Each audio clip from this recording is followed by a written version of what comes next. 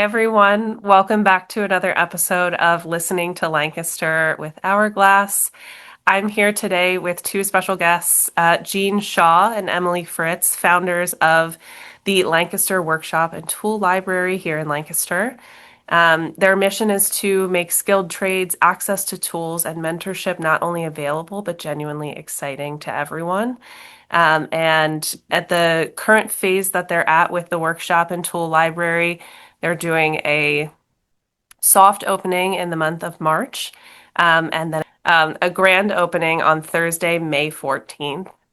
In their current phase, they are inviting community members to become founding members and general members of the organization, which we'll talk about further as we continue our discussion. But Jean and Emily, thank you so much for joining me today to talk about your work. Thanks for having us.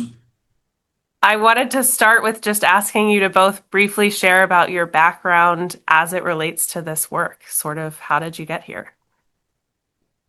I was going to say I was a contractor and did cabinet work for 38 years, self-employed, and worked from Manhattan to Virginia and all places in between. But a friend of mine 25 years ago got me interested in mentoring a young man from McCaskey that was getting bullied, and that kind of changed my life. Uh, I've had somebody I've worked with for the last 25 years, many different people, and after I retired, this is just another way I think of giving back, but getting more people involved with classes and things where I work one-on-one. Now we'll have classes and there'll be a half a dozen people that come in at a time. So that's really special to me, how that works. So yeah, and a number of years ago, a local church had a building, and they called me and they wanted a use for the building. And without any hesitation, I said, Lancaster needs a woodworking shop. Well, nothing happened. 5, 6 years later, new committee, another person called, same thing. Lancaster needs a community woodworking shop. Nobody acted on it. And so Emily finally was the one that lit the spark that, this is what we should do. And I was kind of on board right from the beginning.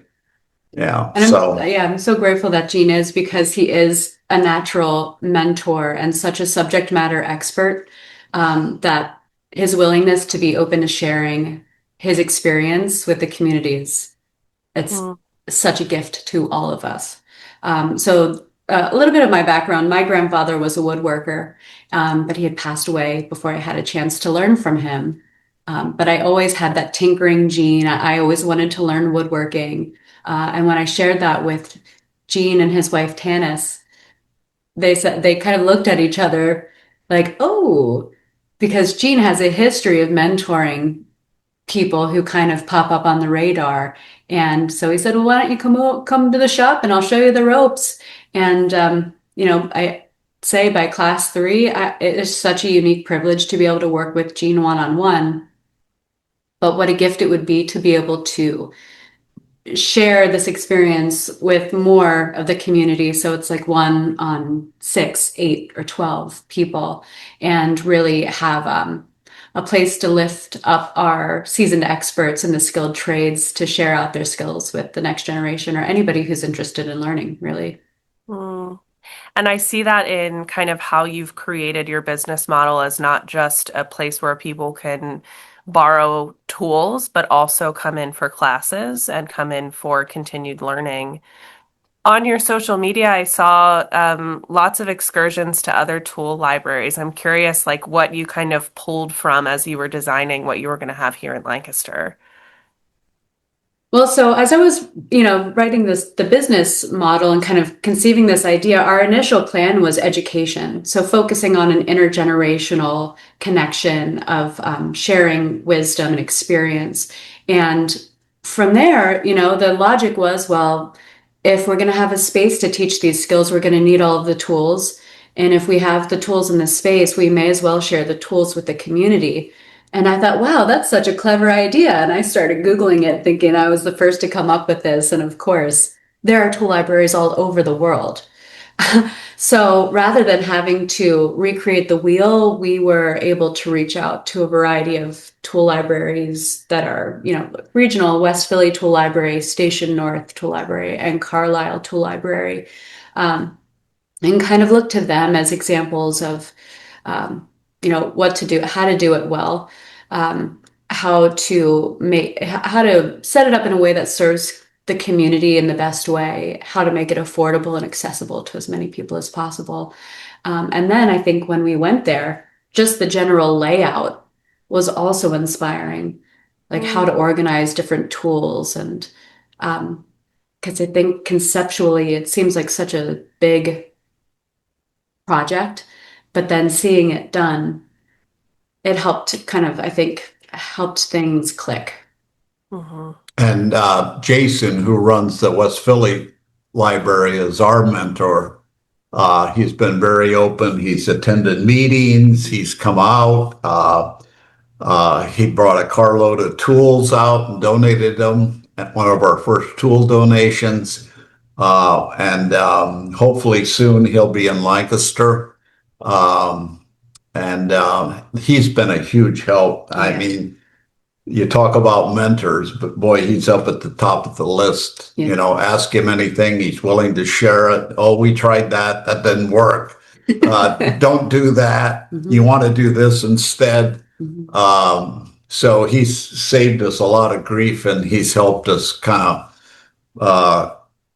lay out a lot of programs and kind of plus and minuses. So we really appreciate Mhm. Jason and being able to know him, and kind of Jason sharing his knowledge to us. So And that's a really cool common thread about tool libraries that we've made friends with. We're a part of a tool library alliance, a global tool library alliance, and the common thread is their generosity of information.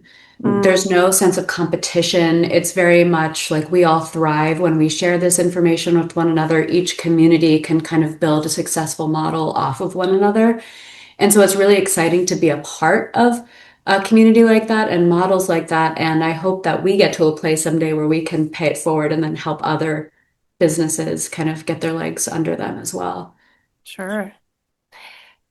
The idea of a tool library really challenges our assumption that we need to own everything that we need for building, gardening, anything that you would use a tool for. Can you talk about why it's important to have this as a community resource? Even though that may seem like an obvious question to ask, I imagine you also have to make that case when you're getting funding, when you're getting support from people, that it is important. Why is it important? yeah, well, one of the things that happened, and um, early on, we started getting tools that were for the sake of a cord or for the sake of a switch, weren't working. And so part of our mission became we can replace a cord or a switch, and it costs us $25, and all of a sudden we have a tool that's worth $250. And so we're saving those tools from the landfill for the sake of a few bucks to fix them. And the old tools, like a lot of people say, are often better. So and um, sharing them. Being in business, I often shared this or that.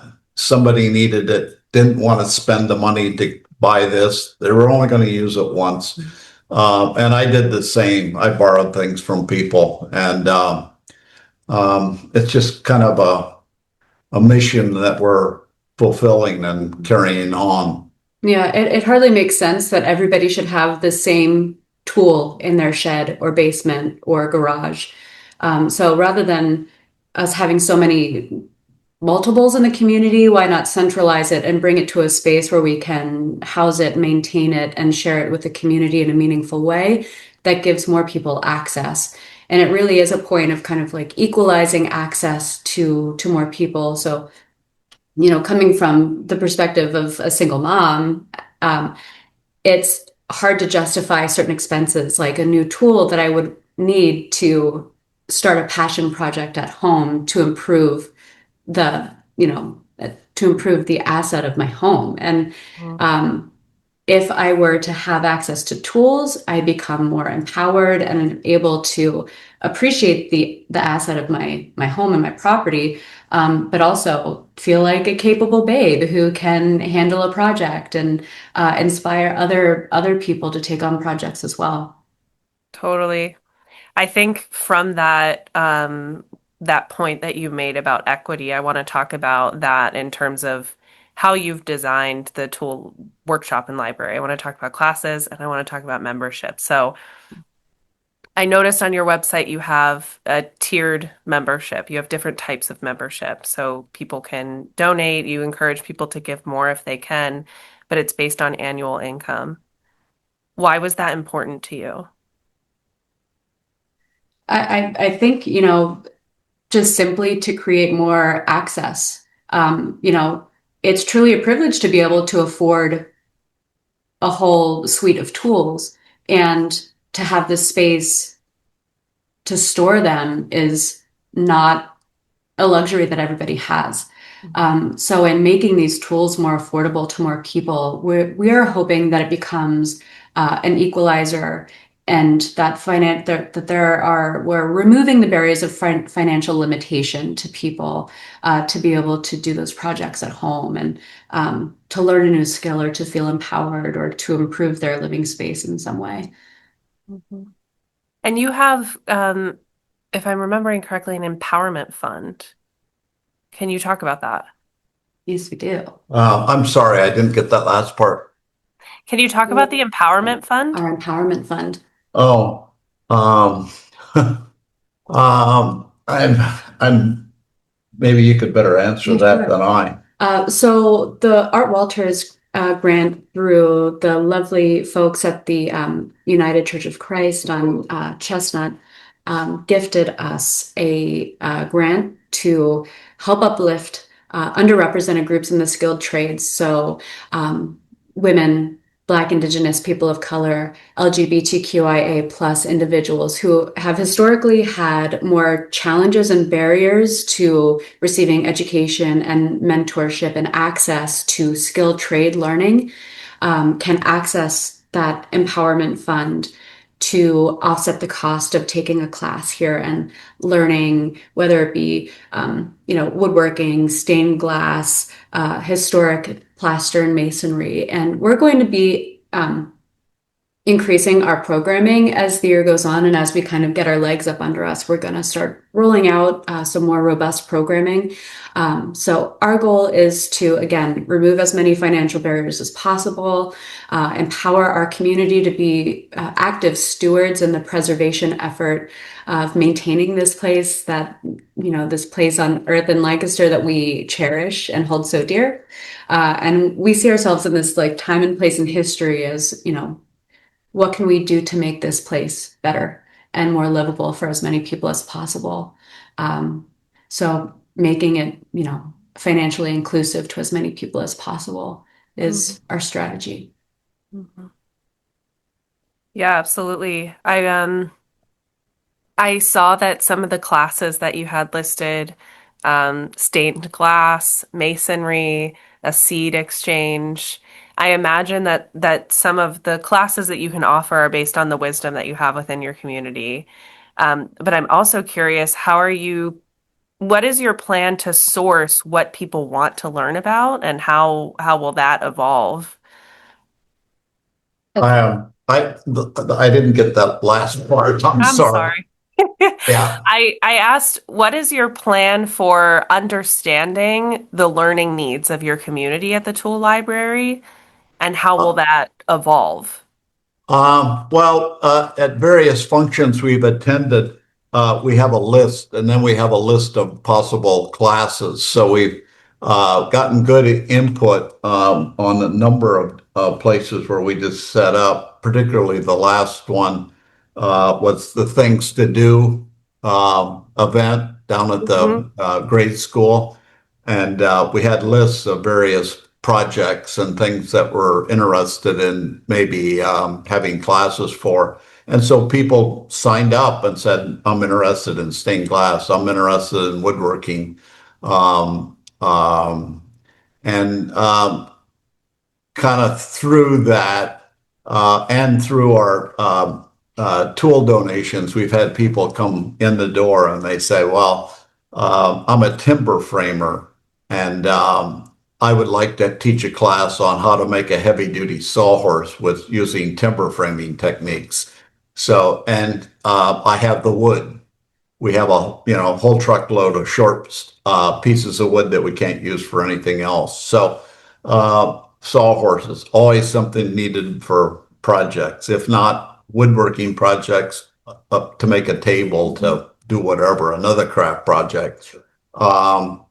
So we're getting a lot of our ideas just from people who have come in and asked questions. And the other thing, we've gone to West Philly and Baltimore, and we've asked what classes are your favorite ones and why.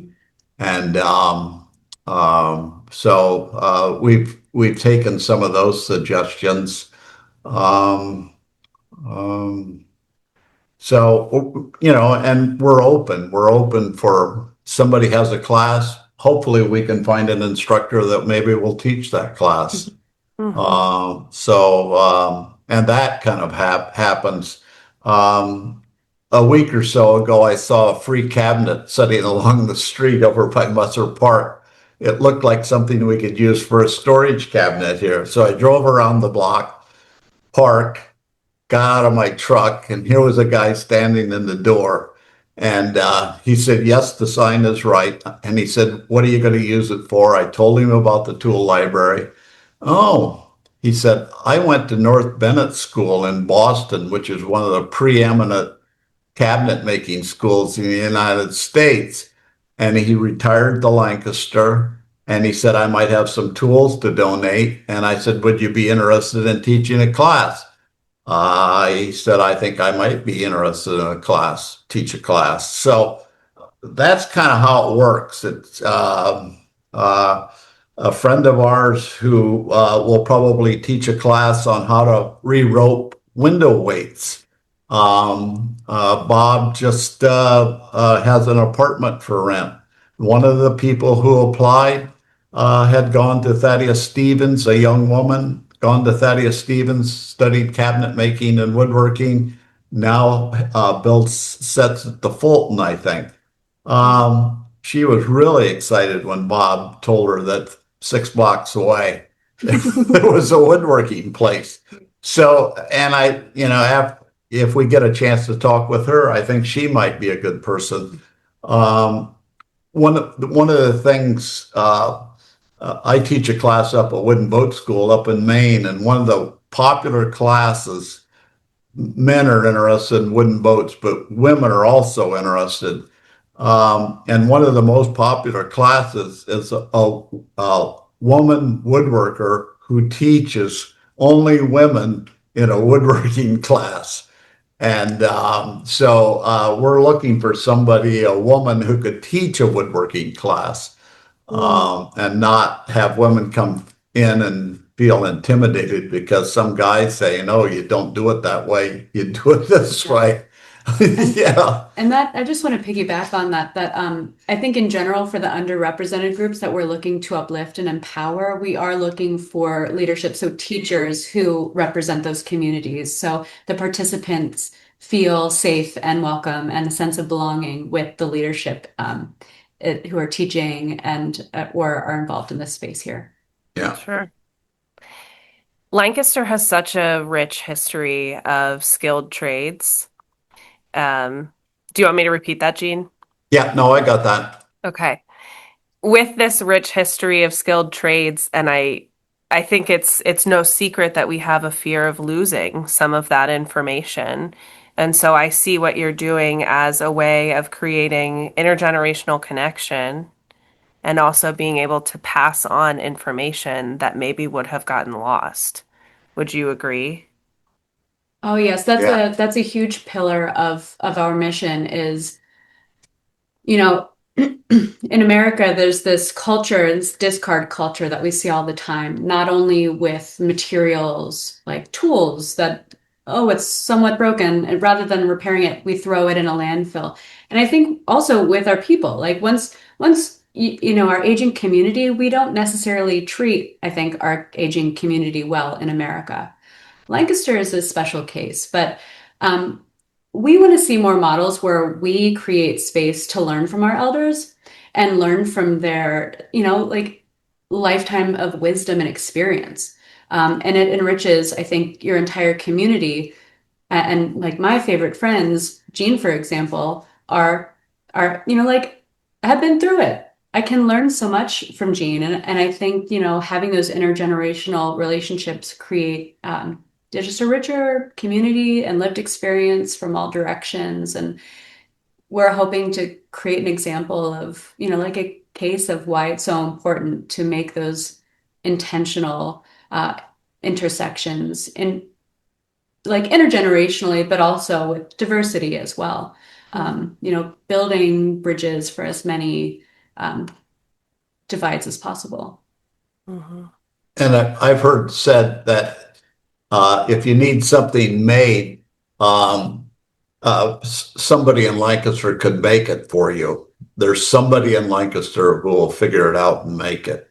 And so there's all those kind of skilled tradesmen who um, have all of this knowledge, like Emily spoke of before, who uh, retired, and then when they retired, that information goes with them. And some people don't get a chance to share that information. And it's such a wonderful feeling to mentor somebody and have them go off and do something. And I wish more people would get involved with that because it's the give back that you get from that is just immense. It's just Mm-hmm. really immense. Yeah. I think Lancaster, more than most places, the key to a lot of our issues is intergenerational knowledge sharing. And I think that that's just a model that seems to be working in many different areas when we're building those connections between people who can really share tons of knowledge like Eugene and people who are hungry for it and really want to experience that so they can either build on their career or their life or some facet of it. Um, and so I envision this being a really exciting opportunity to kind of build on that. Yeah.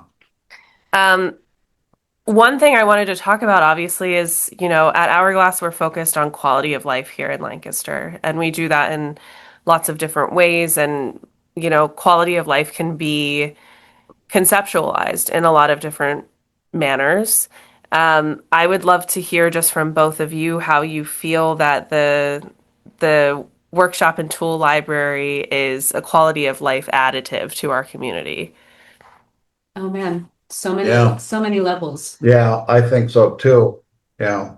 First of all, it's a community building. It's a Yeah. place of belonging where you can meet a neighbor and build community, get to know somebody. So when you see them at market, you're like, oh my gosh, hey, and when you have a place of belonging in your community, that is an instant, enhancing your quality of life. But then, of course, on a more kind of like practical level, having access to tools and the skills to use those tools will improve your quality of life in your like lived environment at home. So there's definitely opportunities there. We've had through the fall, we had first Sunday was always a tool donation. We were open 3 hours for people to bring in tools. And the people that we met and kind of the people kind of expressing their surprise of a place that was like this. And several people said this would just be really a cool place to come and just hang out and meet people. And that's exactly what if people just want to come and hang out, that's fine. And look over somebody's shoulder and see what they're doing and learn. That's terrific. And I can't wait until we can kind of open our woodworking shop and let people come in and work on projects that they want to do. And another way to improve the quality of life, I think, also is for young people. I think young people are particularly kind of tired of staring at screens all day. And I think they're very, very hungry for ways to use their hands and feel, building confidence and competence in learning a skill.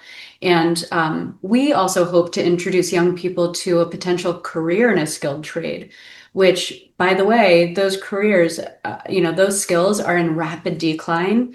And for a young person to consider a career in a skilled trade could be a potentially very lucrative career path for them. And it's one that doesn't require staring at a screen all day. You get to really have a tactical, marketable, hard skill. So we hope to improve young people's quality of life in that way too. Maybe combat mental health by creating that community building, giving people a way to work with their hands and have an excuse to get off of your phones. Like when you're in the workshop, it's a no phone zone. So disconnect for a little bit, connect with your community.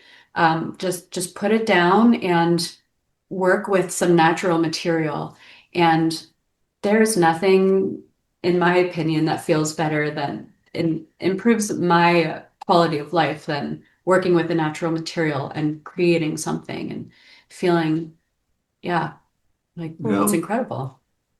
And people are really craving being together too. I mean, it's very clear that just hearing people say, I'm excited to have another place to hang out, the Yeah. um the loss of third spaces for people to spend time with one another and either learn something or do it at a low barrier is really an invitation to build on that more in our communities. Yeah. We've had a couple instances where people have come in and started talking, and then they realize that the person they're talking to lives about a block and a half away, and they share an interest with them. When that happens, that's a special meeting of two people, and it's happened here a number of times. Like every time. Yeah, it's just yeah. I those donation days I never missed because of the people that come in. They're just really interesting people. Yeah. It's just great. Yeah. Well, I knew this would happen, that our time would go really quickly. We have about 2 minutes left, and I'm curious if there's anything that I didn't ask you about that you wanted to talk about, or anything you'd like to ask the community for. Um, hmm. Well, we're always looking for volunteers. Yeah. This is very much a community led and operated space. So we're looking for volunteers to man the welcome desk for the tool library, volunteers to serve as a workshop, just like an extra helper. Like a monitor. Yes, and then eventually we'll have the workshop open for community open hours. And then we're hoping to recruit volunteers who are experienced in workshop or skilled trades to just serve as an advisor kind of position where you're floating around the space, double checking measurements, making sure everybody's being careful and safe, and making sure people clean up and that we're maintaining kind of the respect and welcoming culture of the space. And also kind of looking for people who may have an unusual trade that they would be interested in teaching a class. I think that's something that I kind of look forward to meeting more of. And be it how simple or whatever, it wouldn't matter, but something that might appeal to other people, but something that's maybe unusual and we haven't thought about yet. Yeah. So we're looking for those people. volunteers, teachers, Yeah. tools, and founding members. Yeah. Um, and so the founding member is essentially a donation, a boost to help us get started during the soft launch window. And then upon our grand opening on May 14th, we're then going to open up the tiered structure to make it more accessible to more people. So during that time, we always welcome tool donations and financial donations to help us, keep the candles on and really help build this into robust programming. Awesome. And when I share this with our community, I'll share your website. And I will say that I think your Instagram presence is great. So if anyone watching this wants to follow on Instagram, I highly recommend. Jean and Emily, thank you so much for your time, but also for what you're doing for the community. I really look forward to seeing the impact of what this tool library will do for people in their careers, their homes, their self-esteem, all sorts of different areas that you all are really impacting. So thank you. Thank you, Leah. Thank you very much, and hope we see you in our workshop. You will.